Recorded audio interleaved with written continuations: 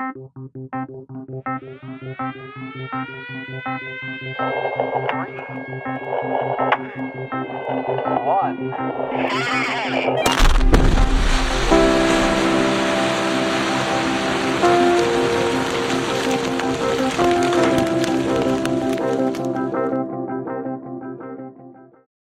this is the Blast Report podcast on all things blasting. My name is Evan Thibaud with New Wave Consulting, and I want to thank all the drill and blast teams along with those supporting them who are out there on the pattern. The production team at Blast Think and I would like to welcome you to today's episode of the Blast Report podcast. This episode is brought to you by 𝗧𝗵𝗲 Engineering. Founded in 1946, this family-owned and operated small-town business has been providing two-way radio technologies to industries across the globe. The 𝗧𝗵𝗲 name has been known for their quality and exceptional customer service for over 75 years. They work with Jeff and the teams at 𝗧𝗵𝗀 Memorial for nearly 2 decades and are proud to support such an amazing project and incredible teams behind it. The friendships that have been made on the mountain are multi-generational. Whether you need remote firing devices for contract blasting, construction, law enforcement, mining, or military, or you need radio remote controls for logging operations, visit their website at www.𝗧𝗵𝗲 to learn more about the best and most safe, rugged, and reliable solutions available on the market. Welcome to the show, Jeff. This is our wonderful episode here with Jeff Hermanson, everybody. Thank you. Good to be here. I am glad to see that you are willing to come on the show. Very happy that you've agreed to come and share part of your story.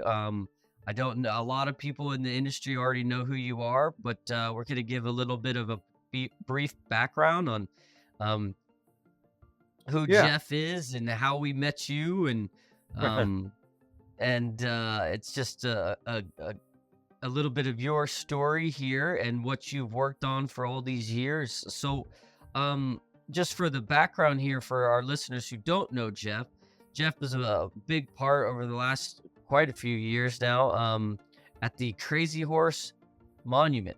And if you haven't had a chance to visit him during the Best in the West conference or see him at a conference, you definitely need to put it on your list as something you need to visit out in the Black Hills there. But Jeff, would you mind going into a little bit about what 𝗧𝗵𝗲 is? Not too much, because I think almost all of our listeners do already kind of know about it, and if they don't, then I should shame them. But can you give us a little bit of a history of you know, the project there from 𝗧𝗵𝗀, and then we'll go more into how you got involved, if you wouldn't mind. So just get a little background there. Yeah, little brief history. It started with a man called a Native American, Chief Henry Standing Bear. When they were, putting the Mount Rushmore project, I'm sure this had a lot of bearing on him, but he had wrote a letter, and probably the easiest way to depict that is in this letter, he said, "My fellow chiefs and I would like the white man to know that the red man has great heroes also." And they had chose 𝗧𝗵𝗲. And that Native American was carved, or is being carved, astride a horse in the Black Hills, about 17 miles from Mount Rushmore.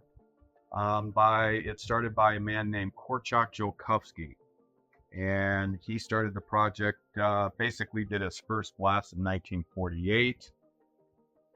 Grew, very, very slowly. It is, there is a foundation now, though. So there's a 𝗧𝗵𝗲 Memorial Foundation oversees, a board of directors oversees the project. We have a CEO.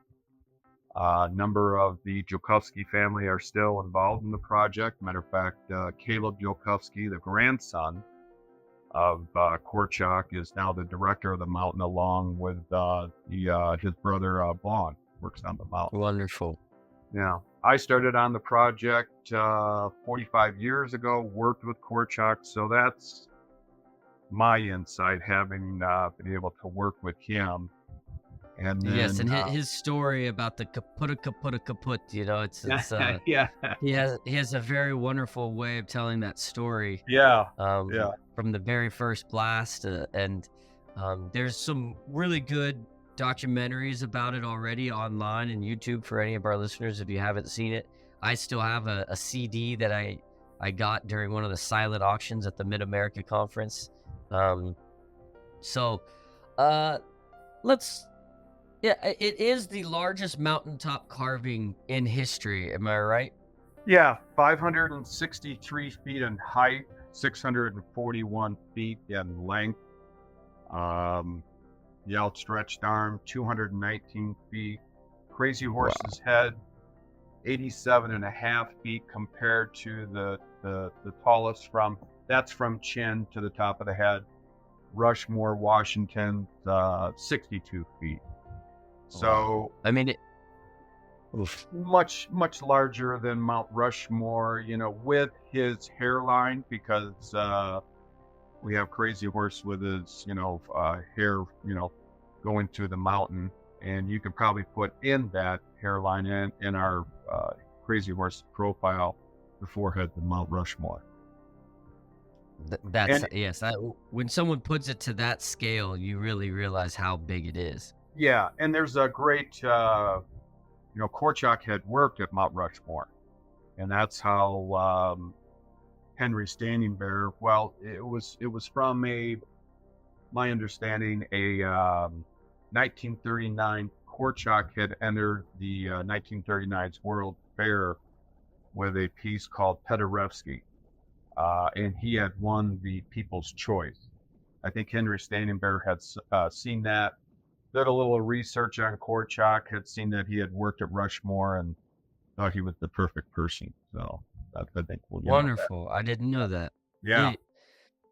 Wow. Yeah. So when, how did you first hear about the Crazy Horse Project? What was the first time that, were you passing through town, or how did that work for you? The interesting part of that was I first saw it on 60 Minutes back in 1977, and kind of had forgotten about that. But then I had I went west. I always wanted to go west, so I head west, my friend. Head west, yeah, and enrolled in the junior college because I had gone to a school in Wisconsin. Was there for just a semester.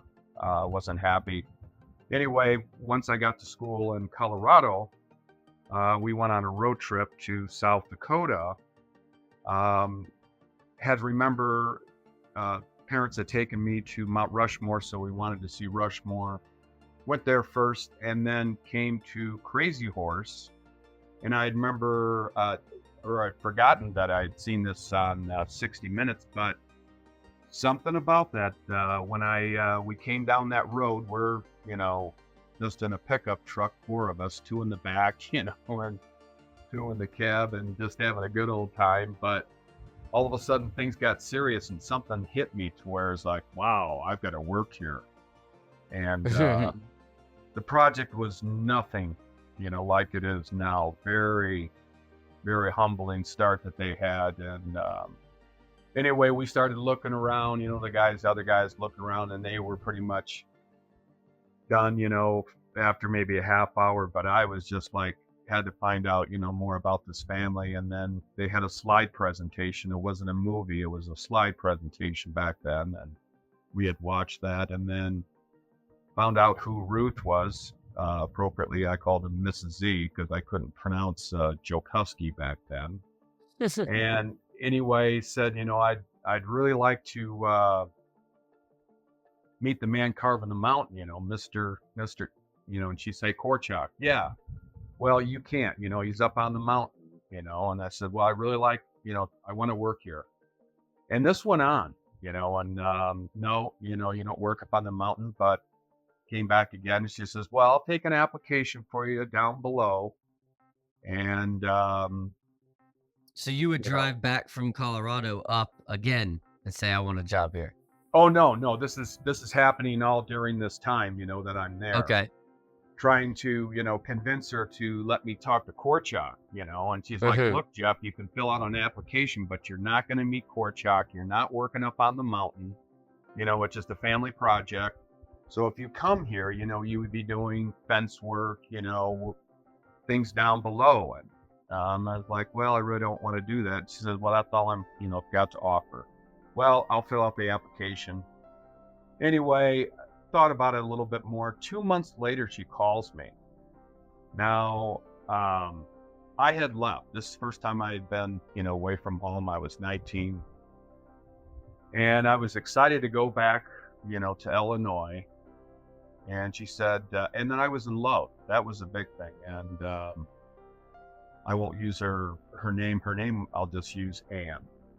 And Okay. we had talked, and she just said, wanted me to come back. And I was like, oh, yeah, and then had gotten a call back from her. And then she says, well, you can come up, but, talk to 𝗧𝗏𝗀𝗀𝗃 about you. But, you would work down below. We've got a lot of things going on down there. And like, well, I'd really like to work up on the mountain. She says, well, you won't work up on the mountain. And so anyway, this went. At this point, was this is far before the face is Oh, even yeah, visible, yes. right? This is even, there's, it's just roughed out from his. He had painted on the mountain already at that point, but He it had was still painted just it the on the paint. mountain, had blasted that off. Yeah, and kind of, done rough blasting with dynamite and anvil, mainly an electric gas.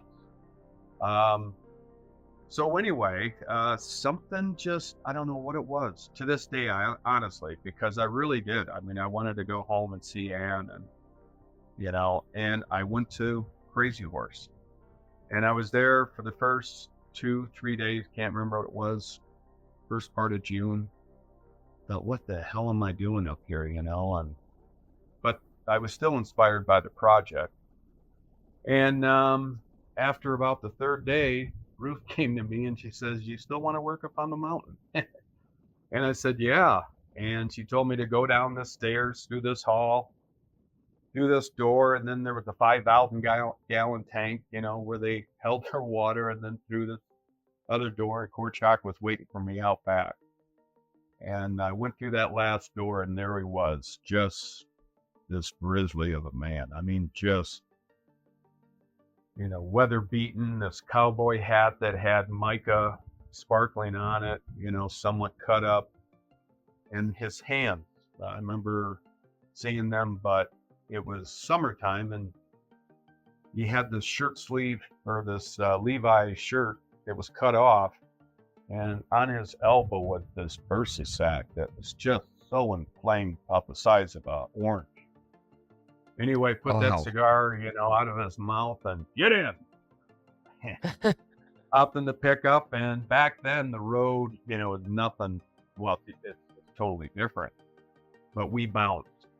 I mean, literally bounced up there, and I was just like, wow! I just, the ride up there was just incredible, and got me up on top the arm, and there we sat in that pickup just with him, and told me his dream, and I was just, so awe-inspired by where we were sitting, and the fact that I was sitting there with, him, was just incredible.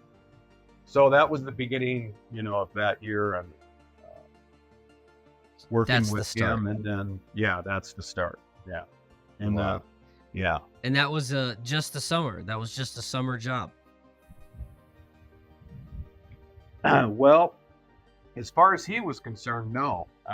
Because he didn't want me to go back to college, He wanted me to stay there, and I had stayed.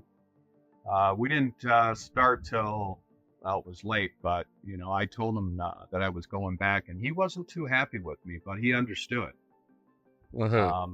But I came back several times after that, and actually went and did another blast up on the mountain, helped them.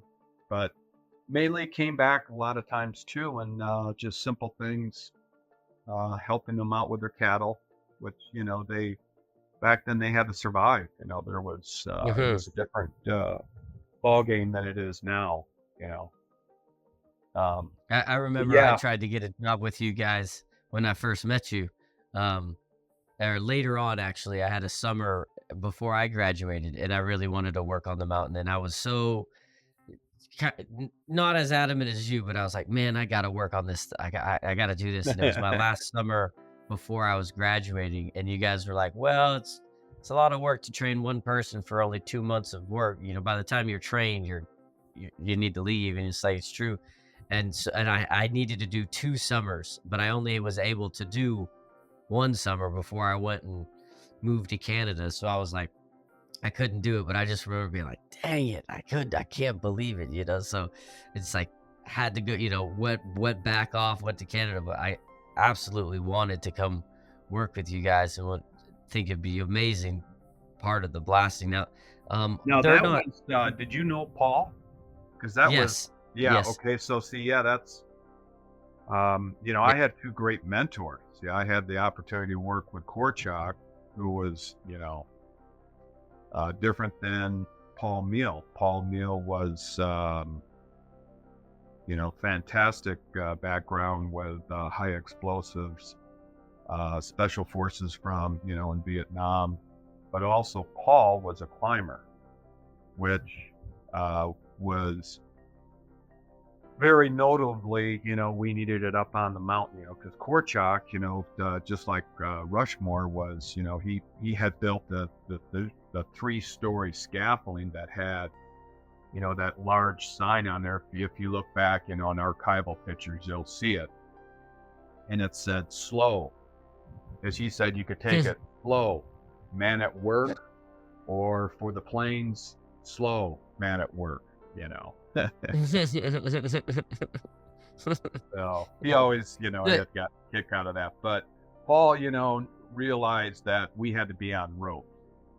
And, you know, because just like 𝗧𝗵𝗀 building the 741-step staircase to get to the mountain, also using a tramway car system like they used at Rushmore, you know, we used ropes because a great part of mountain carving, and just like anything with mining or I guess any construction project, you have that access. You got to have that access. And then in particular, you have to have that adaptability with mountain carving, and, you know, not just getting there, but then once you get there, you know, how do you work?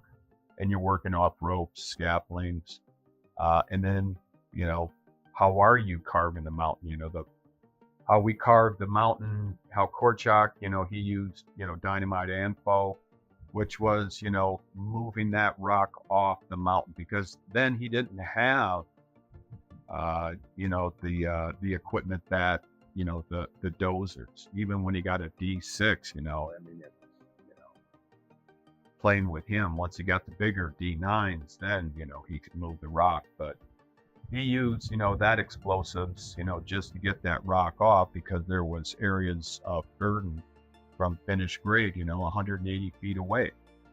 And then, you know, Paul came in, and then a much different approach, using, you know, higher velocity explosives, higher frequency, and then now you have the whole to where, what is that relationship to the explosive industry is drilling.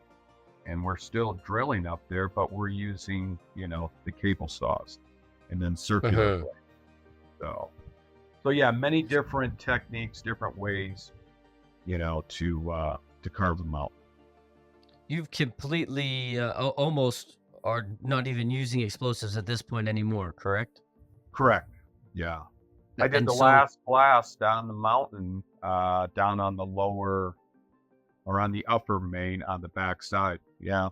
And so yeah, and that was, It's an end of an era. yeah, you know, It was a while ago, though, right? It was quite a few years ago already, right? that was 2016, I believe, is when I did that last blast. And even then, we were removing the rock after Ruth had passed away. Monique had taken over, and we were giving the engineering companies, we have teamed with two engineering companies, and they wanted to study the mountains. So we had put throughout the mountain tilt meters, strain gauges, and decided it would be best not to blast at this point, see what the mountain was doing. And so we did a process that you use, and they used it at Mount Rushmore, but much further away from pinch grade. So it's a process called shimming and wedging, where you drill a series of holes in a line, very close proximity. In some areas as close as you can, other areas anywhere from an inch. The furthest probably 6 inches, depending on what you were using. Then you put in 2 pieces of metal, which we called shims, and then another wedge in between that, split it out with either a hammer or a pneumatic hammer. Then we started getting hydraulic splitters, using those. But yeah, very painstaking, and it was a slow process. So, but Very now slow that's process. so that's really, then it transitioned to where you could drill 3 holes. You needed, for a cube, basically 5 feet wide. Height varied at different times, and your length varies. But we found that we could cut, a 5-foot swath with the quarry saws that we had pretty efficiently. So you would drill a vertical, match it up with 2 horizontal holes, pull your wall for one, pull your wall for the other, and then your floor, and you relieve that rock. And then either, which we're doing now, trying to remove that rock in blocks, or if the rock has a lot of discontinuities through it, drill production holes in it, and then hydraulic split it off. So that's kind of Now, their when you process guys, now. most of your, before it got to mechanical, it was entirely like det cord style pre-splitting practices, correct? Yeah, even on the chest, we were using, anywhere from, different products, ready splits, A, B, C's we were using, detonating cords. We used all the way from 400 grain down to, we tried with 18 grain, didn't have much luck with that. Stemming with water, we've used emulsion products, gel products, different high explosives. Preferably, the closer you get, you want to eliminate as much as you can that gas pressure. And so you want to just strictly go to that high velocity response cutting. And sometimes, usually, even when we were using, gas products, we would pre-split just with det cord for the most part. Very seldom, when we were 80 feet out, even 40 feet out, we would sometimes do single lines, sometimes do, pre-splits, just depending on. One thing I learned from 𝗧𝗵𝗃, know your medium, and whether it's Like an artist, huh? wood, rock, clay, which he didn't believe in, and then there was Paul Meal, know your geology, So it was cool to hear, that combination, and also 𝗧𝗃 too. He studied the geology quite a bit. It was some of the best moments were, going different places around the mountain and looking at the light. That's, he used that whole light and shadow. And then the stories at night. Working up on the mountain with him, he was all business. Boy, he gave it to me up one side and down the other, you were always on your toes with him. Really? Oh Now, yeah. there was a point in the process that I thought was very cool. Another use of not entirely explosives, but for all the pyro fans, like most of us are, when the decision was made to like get very close to finishing the head, so that the world could see what you guys were doing, you know, to bring a light to the progress that was being made, and to finish the head, and now what you guys are doing with the arm. But there was like a pyro blasting, Oh pyro, yeah, the night it's a blast. torch. Yes. The night So blast. I'm That's what sure you're that talking. was fun to look at. No, not the Oh night yeah, blast. not the night Well, blast. those night blasts are cool too. You know, that was a nice, those night shots in the fireworks was a nice way to get Right. people there. But I'm talking about when you were actually blasting and finishing the face and the cheeks, and so you Oh, could get the texture. oh You had a yeah. torch, right? Oh yeah. Well, the yes. So the process, yeah, you know, you would the carving of the face, you know, we were 40 feet from grade. And I won't go into the pointing and, you know, how we transferred the measurement, but once we got there was 10,000 points on the face. Okay, and those were all pointed out by hand. And so I'll just leave it at that on that. Then you use, you know, certain explosives to remove that bulk rock, and then, you know, you got to the point to where you were shooting, you know, different areas, um, the bulk rock, and some of the shots, you know, I could just talk about it days and days, that were just incredible. For example, the nose, to relieve that rock underneath the nose, the torch we used in a different way than, and how we found this out was originally, a lot of people don't know this, that nose sticks out 8 feet 8 inches, but you know, you've got to Wow. get there first. And before we even thought about exposing that nose on the sides, we torched in, and we found the Browning torch from Millbank in South Dakota, and they used it for relieving rock for the quarries. So we were kind of doing the same things, adding these long 12-foot channels onto this, and just literally cutting this long channel on the sides of both nodes, so that when we did shoot the, you know, that excess rock off right almost to grade in those areas, the vibration would literally, you know, be relieved, you know, into that channel itself. So that was one thing, and we saw the principles behind what it left. But then also what was unique of Paul's blasting was the cutting underneath the nose with the torch first, and then we did 3 spectacular blasts underneath the nose to relieve the rock. And Wow. so that's just a testimony of, you know, Paul. As 𝗵𝗲 said in the Rapid City Journal, you know, during the dedication, it was Paul Meehl who carved the face of 𝗲𝗄𝗎.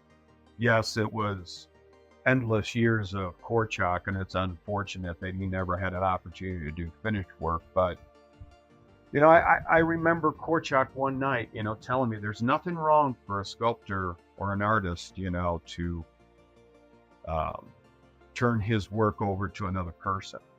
And obviously, you know, it's being turned over by different people, you know, all the time. Well, not all the time, don't get me wrong there. But I mean, over the mountain carving period, you know, yes, there's, you know, now Caleb, like I said, is in charge of the mountain carving. So That's you how know, you really know that it's a project that's bigger than yourself. It's not ego. You know, a lot of people think that something like this is a bit of an egocentric thing, and it's really not. It's the opposite of that, and it's been adopted as a passion, and so many people see the cause of what to do, and why 𝗀𝗀𝗀 was chosen. And I mean, that mountain specifically was chosen too. It's not just any regular mountain that the carving was picked. yeah, Right? you know, I mean, that, I think yeah, 𝗲𝗏, you know, I mean, he had a big ego, you know, I mean, he was an artist, you know, I mean, Mhm. 𝗀𝗏𝗀𝗀, you know, I mean, I maybe shouldn't be saying these things, but, you know, very egotistic, you know, I mean, you can read that through But the thing that I saw with 𝗲𝗀𝗃, and especially at the end of his life, was the turning over. He dedicated himself, to do this project. And like he said, I could have stayed out east, and been very wealthy, and done sculpting. He had a commission to do, he was in World War II, and I can't remember the name of the general, but wanted to commission him to do sculpting pieces, throughout Normandy, where D-Day had taken place. So there, he had other avenues, but yeah, from that artistic end, and Paul was too. Paul was, scruffy, and people that knew him, yeah, he was, they, both of them were cut from, a different cloth. And Cut from a different cloth.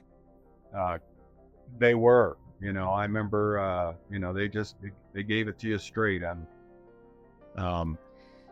So what were some of the stories that you said, because you were pretty much always working, and yeah, if you have any artist friends, they're all kind of they're all out there with their ideas, and they're wonderful to talk to, and you can see the passion that they have.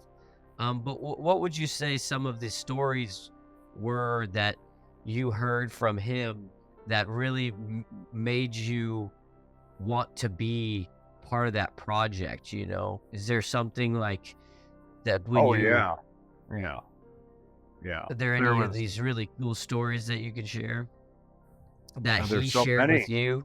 Yeah, that's I always remember saying, I wish I would have gone home. And I did the first couple of weeks, write down every night, the stories that he told me.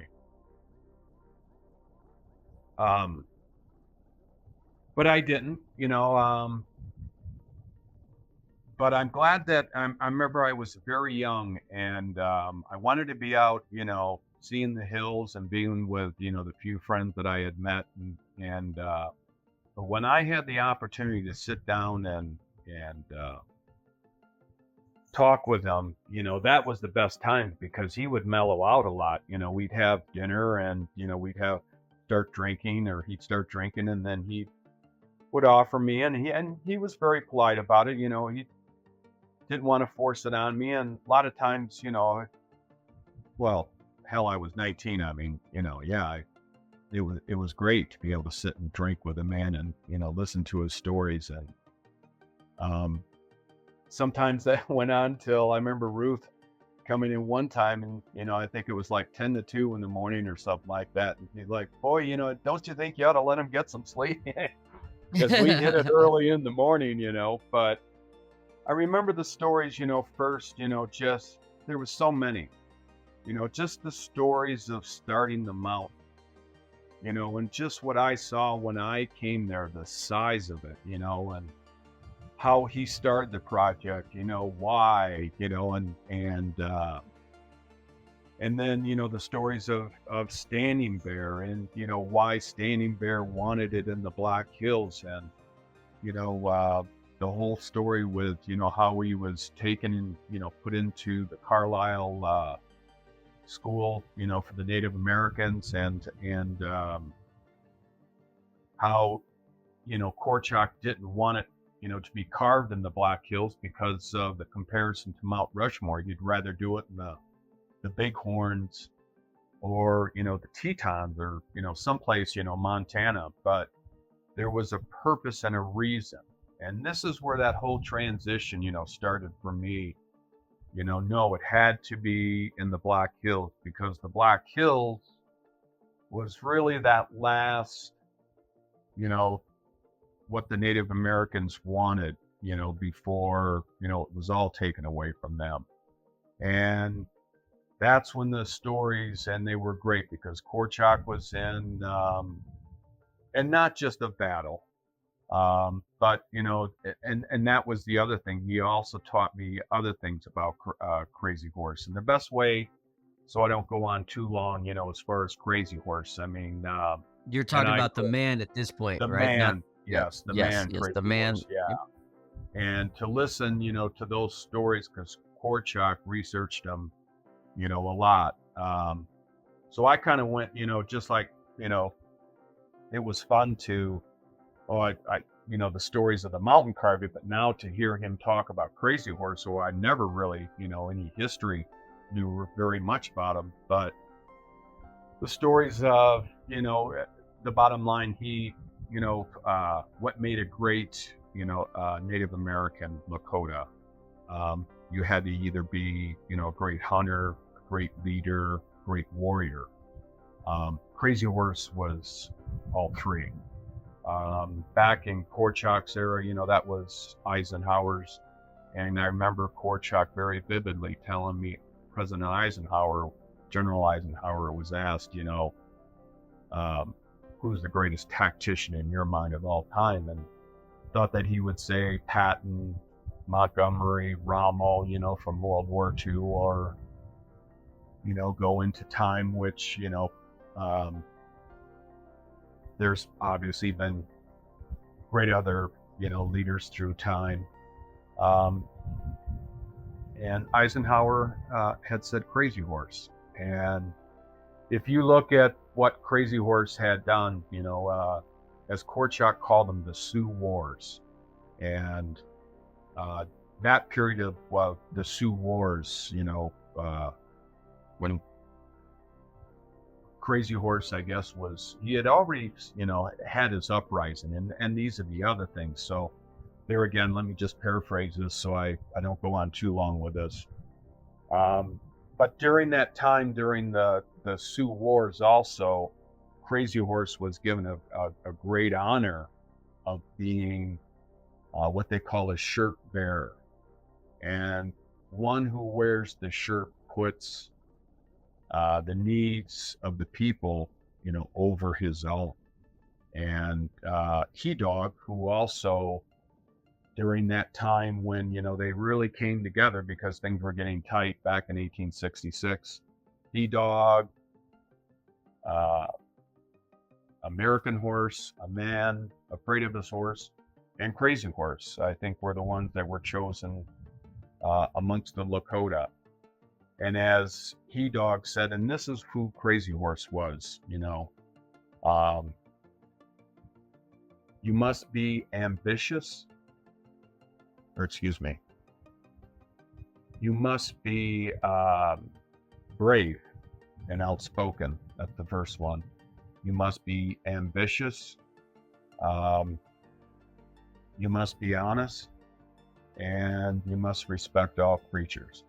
And that's kind of, with those three other things, as far as being a great warrior, a great leader, and a great hunter, that sums it up. That's what he was. And, he was kind of for his people.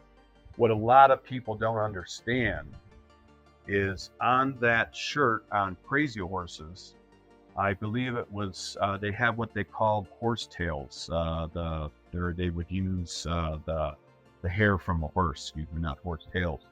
But anyway, he had like 455 ties, and each one of those ties were acts of bravery, honor. And so, he was, and the point being, he was well respected way before you hear the stories at the Rosebud, the Battle of Fetterman, and of course, the Greasy Grass, the Battle of Little Bighorn. So I heard those stories from 𝗏𝗏𝗃𝗏𝗃, who Crazy Horse was, before we hear, what we hear from the military, because two forms of how you heard of the Native Americans, it was either passed down, verbally, generation to generation amongst the Native Americans, or you got that information from the military. So yeah, that was,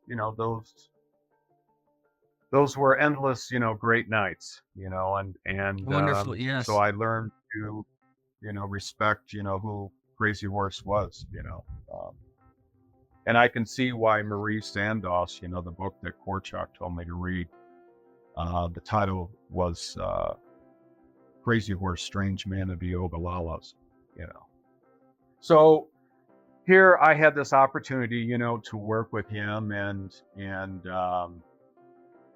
as he said, some people get it and some people don't. And that's really what it was back then, because, you had to look into it. And some people, are just, inspired by that mountain carving. And, if you look into it more, you see so much more. And now that the university is starting, just what 𝗧𝗵𝗲 believed in is that, and matter of fact, that is there now, the hand with the thumbnail.